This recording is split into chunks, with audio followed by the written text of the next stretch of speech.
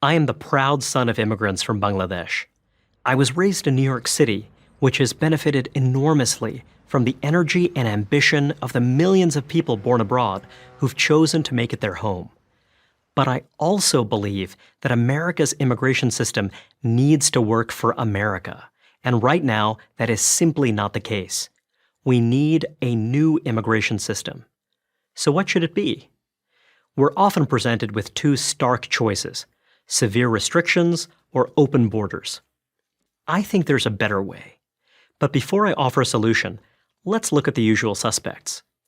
The case for open borders is, on the surface, pretty attractive. Tens of millions of people around the world would be grateful to come to America for the chance to live in peace and earn a decent living. The vast majority of them mean us no harm. Why not give them a chance to share in the blessings of liberty? The simple answer is that our country is more than just a marketplace.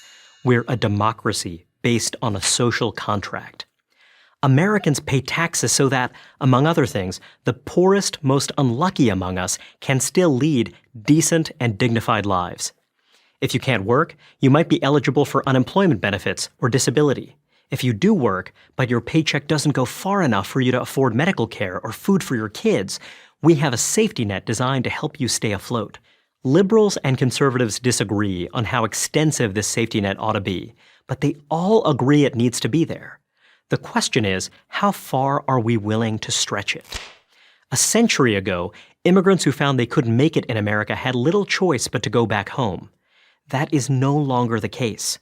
These days, immigrants who can't earn enough to support their families have access to many government benefits. That doesn't make them bad people.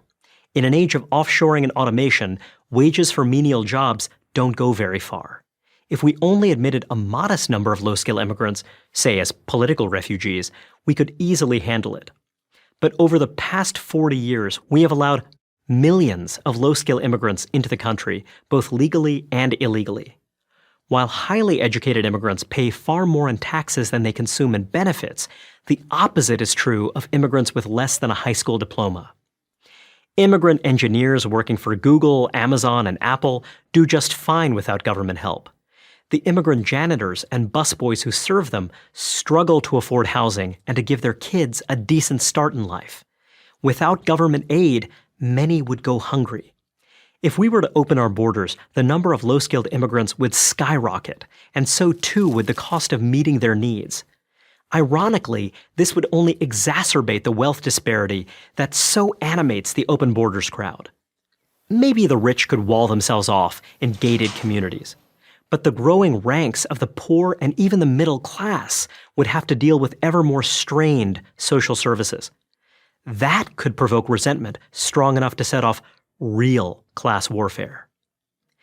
If open borders are a bad idea, so too is severely restricting immigration. For one, immigration has always been part of the American story, and it continues to be an essential source of talent, from Silicon Valley to medicine to pro sports. Why shut ourselves off from the dynamism and energy that immigrants can bring? Thankfully, there is a way to fix this problem. We can modernize the system to give priority to those who have strong skills and job offers. People, in other words, who will pay more in taxes than they need in benefits. Today, we admit about 2/3 of immigrants on the basis of family ties and only 15% on the basis of skills. We need a course correction. We should limit family immigration to immediate family members, such as spouses and minor children, while greatly expanding the number of skills-based visas. A skills-based point system would be a huge boon for people around the world looking to live the American dream.